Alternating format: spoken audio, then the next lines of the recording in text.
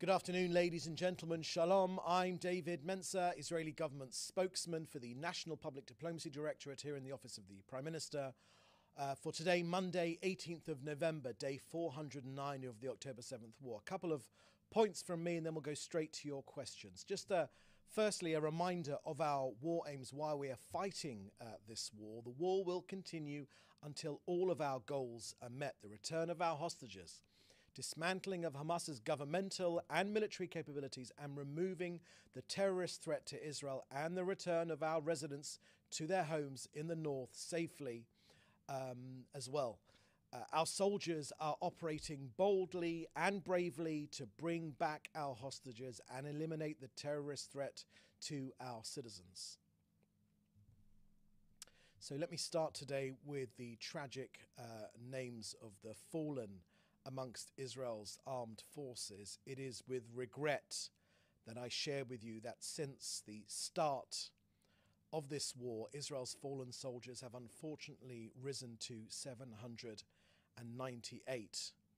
All of the boys behind me fell fighting Hezbollah in southern Lebanon, but also in northern Gaza. Captain Itai Markovich was 22 and from Kochav Yair. First Sergeant Rochen was 20 years old and from Gan Chaim. First Sergeant Nir Gofel was 20 and from Dimona. Sergeant Shalev Yitzchak Sagron was 21 and from Sderot. First Sergeant Sraya Elboim was 21 and from Mechola. Sergeant Yoav Daniel was 19 and from Nahariya. Lieutenant Ivry Dickstein was 21 and from Eli, and Sergeant Ori Nisanovich was 21 and from Jerusalem. Now, these boys fell fighting Hamas in northern Gaza. Sergeant First Class in the Reserves, Idan Kenan, was 21 from Ramat Gan. Sergeant Yogev Pazi was 22 and from Givot Bar. And Staff Sergeant Noam Eitan was 21 years old and from Hadera. The Prime Minister expressed the sentiments of the nation that he was heartbroken at these losses. The achievements of the military campaign are many, but this war has exacted an extremely heavy price. Each of these faces behind me is an entire life, a son, a brother, a grandson. Our hearts are with the bereaved families. May their memories be a blessing forever.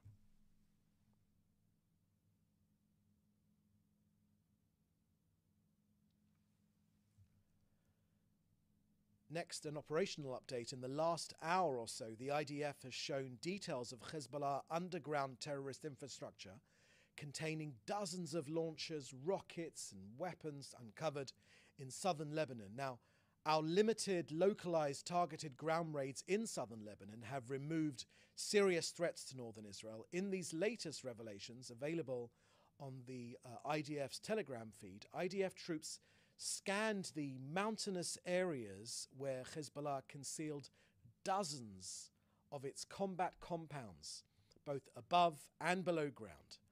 Our soldiers found multi-barrel launchers, mortars, rocket caches, and military equipment used in Hezbollah's attacks against Israel over the past year. Now, the IDF has just published this evidence, extensive underground terrorist infrastructure where Hezbollah stored weapons and established living quarters, including pictures of a kitchen stockpiled with food supplies. It's ever more clearer that Hezbollah sought to invade this country for another October 7th style massacre, but only worse. Thankfully, thank God, the IDF have thwarted it.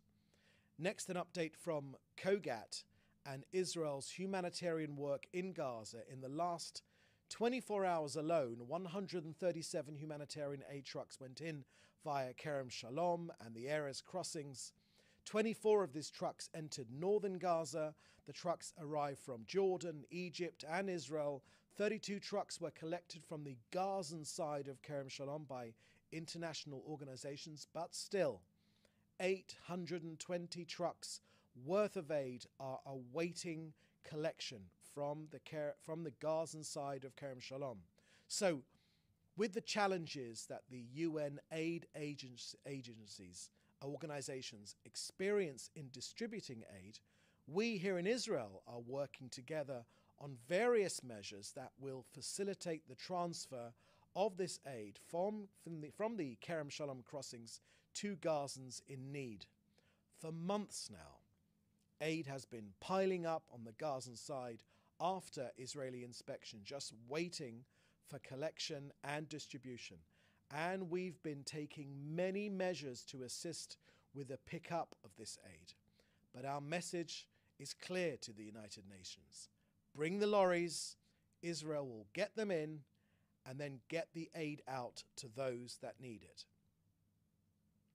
In addition, over the last 24 hours, 3 tankers of fuel and 6 tankers of cooking gas went in. Medical supplies were coordinated to northern Gaza for hospitals in the area.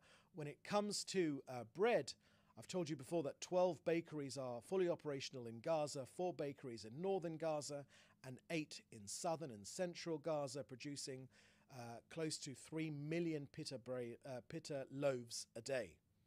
Now, on water, we've been asked about water and drinking water in particular. The average amount of water available is as follows.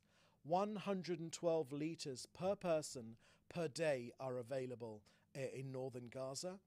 There's 39 litres per person per day in central Gaza, 24 litres per person per day in southern Gaza. On blood, 4 days ago, 1,000 units of blood entered Gaza in coordination with an international organisation.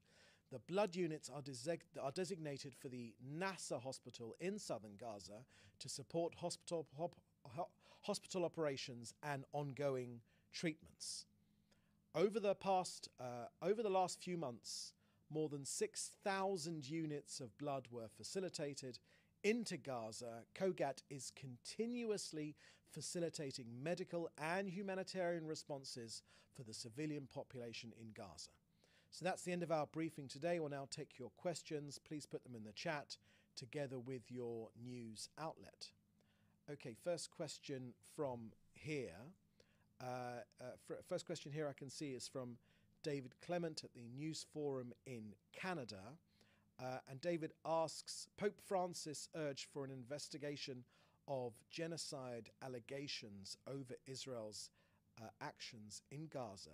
Does the Prime Minister's office have a response? Thank you for that question, David.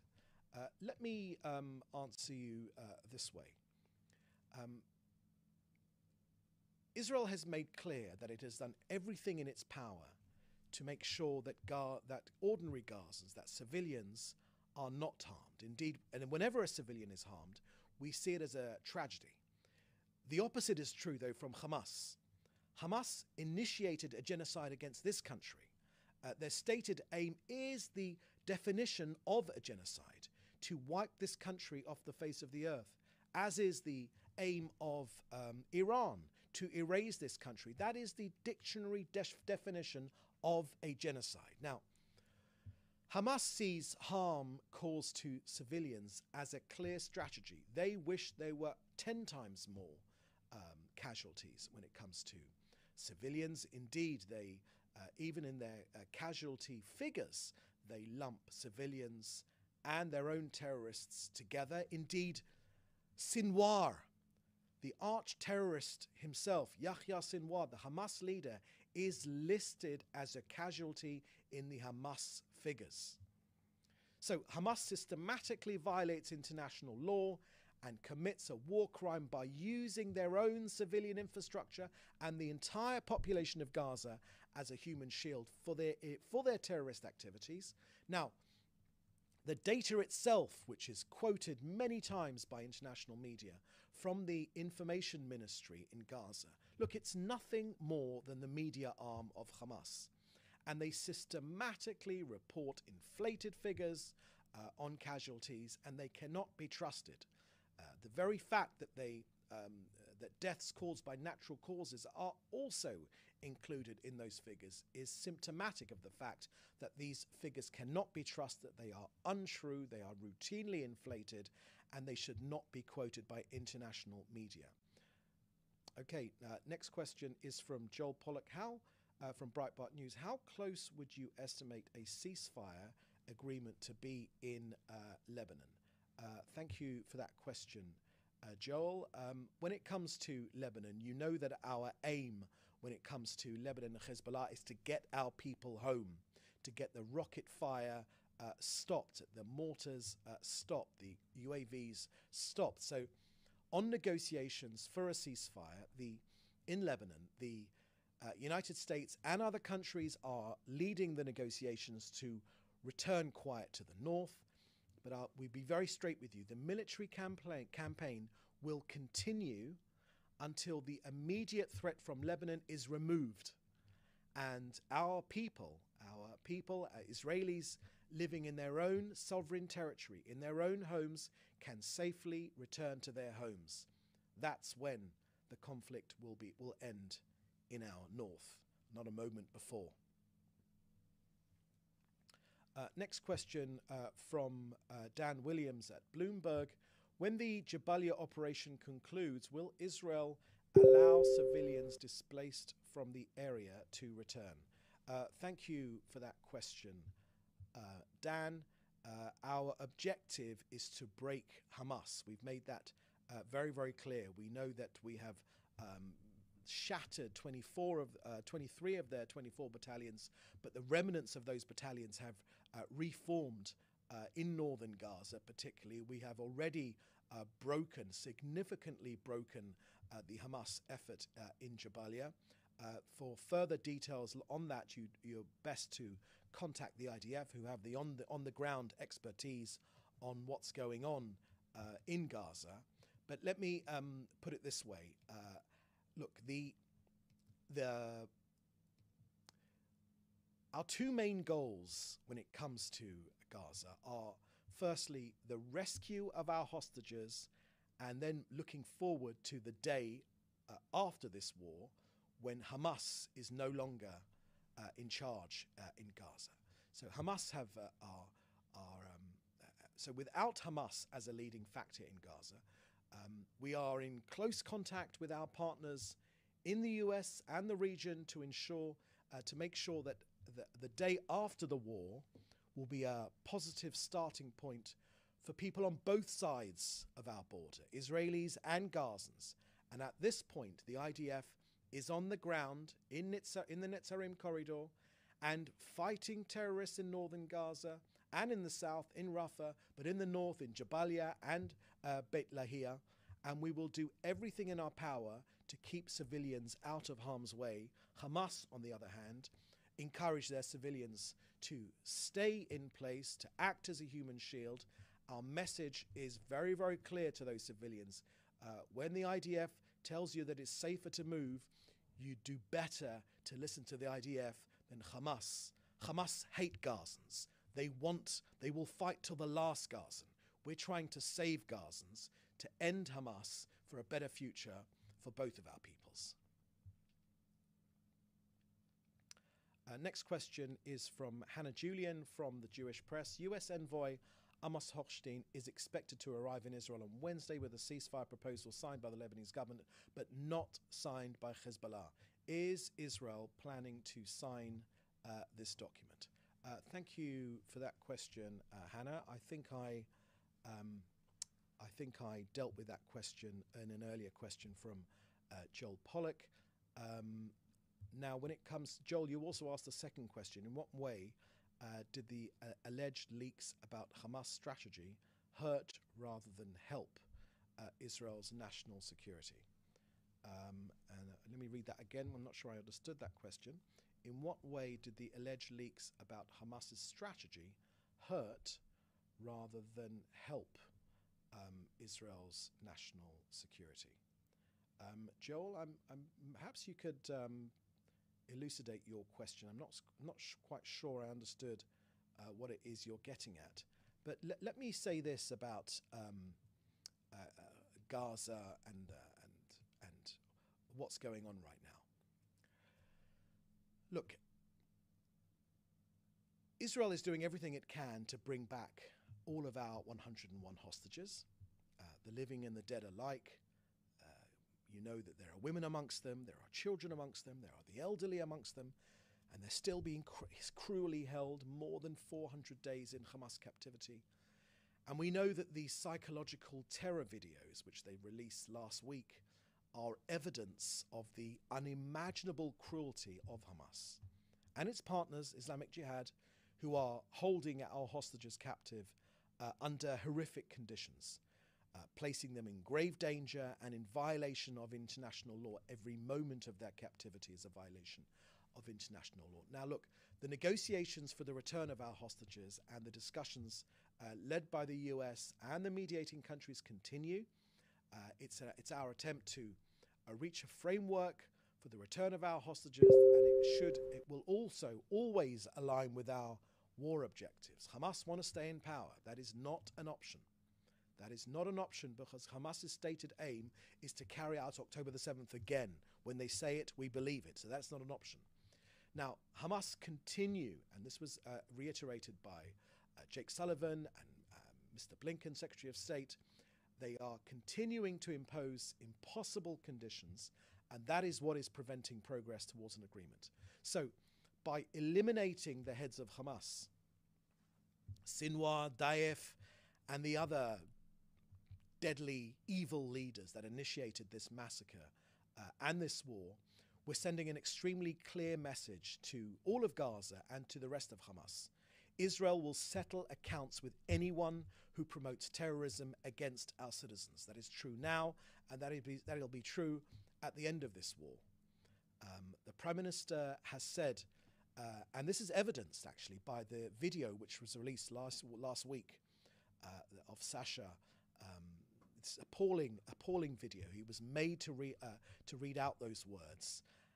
But what Islamic Jihad and their bosses in Hamas that seek to sow discord amongst us, that's what they're trying to do with this video. They're trying to use psychological warfare on the hostage families, and their purpose is to apply internal and external political pressure on our government here. They've made it very, very clear. You just have to watch those videos to see it. They're trying to tear us apart from within and to continue the war until further notice, until Israel is defeated. But let me tell you, Joel, the great majority of Israel's citizens are not falling into this Hamas trap, this Islamic Jihad trap. They know that we are fully committed. This country is fully committed to achieving the objectives of this war, to eliminate Hamas, to return all of our hostages home, and to ensure that Gaza can never constitute a threat to this country ever again, as well as I've mentioned, getting our people home in the north and in the south securely into their own homes.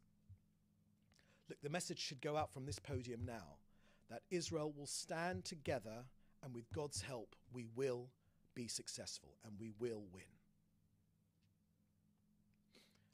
So, Joel, you've elaborated. If the leak suggested that Hamas was playing psychological games with the hostages, surely that helped Israel by exposing Hamas's tactics and highlighting the brutality for the whole world. How could such a leak have hurt Israeli security, especially as many Israelis understood what the Hamas was doing? Thank you, Joel. I think I've answered that question, spoken about this psychological warfare which Hamas are trying to inflict on this country, using our poor hostage as a mouthpiece in the most appalling fashion, a psychological terrorism, actually. So I've given you that answer. Okay, so it doesn't appear to be any more questions. So with that, thank you for joining us, ladies and gentlemen. We'll have another briefing next time. In the meantime, do please stay safe. You can contact us for other questions or interviews in the usual way. And thank you very much. Bye-bye.